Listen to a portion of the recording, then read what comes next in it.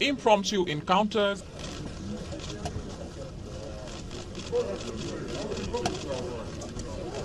a bit of bromance.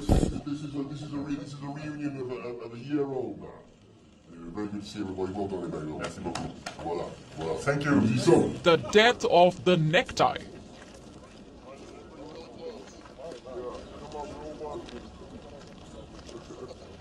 And scenic lake walks for the spouses. Were these the biggest highlights of the G7 summit? Well, yes and no. They made some announcements which are being taken with more than a pinch of salt. There is a question mark on the relevance of this body. The G7 has been around for more than 4 decades. It has served little purpose other than keeping diplomats of its member states busy. When it was formed, it was supposed to represent the world's biggest economies. We're here in Germany with the richest countries in the world. But it remains a clique of a few Western countries, some of whom no longer enjoy the same clout. Canada's economy is not bigger than Australia's. Italy's GDP is not larger than India's. Yet, they remain the core members of this body, as the others are relegated to the status of observers. And let's not even talk about the differences. The Group of 7 has always been divided on how to tackle the world's problems. This year's summit was more of the same. The leaders had plenty to talk about, but little to offer. For the war in Ukraine, they decided to expand their sanctions against Russia. They spoke about setting up stringent fuel price caps on Russian oil, but left out details on how these caps would work. They have promised more discussion in the weeks ahead.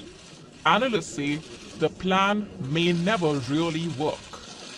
That is a very clever idea, and I use clever in quotes in that statement, meaning it's probably too clever to sustain real-world implementation risk.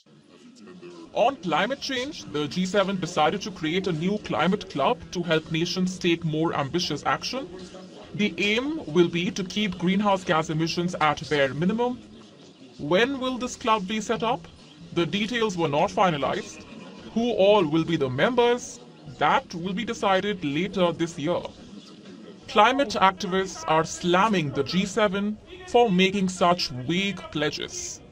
If you look at the G7 states, all they do is create profit and everything else has a low priority. Our health is a low priority, our security is a low priority, and climate is also a low priority.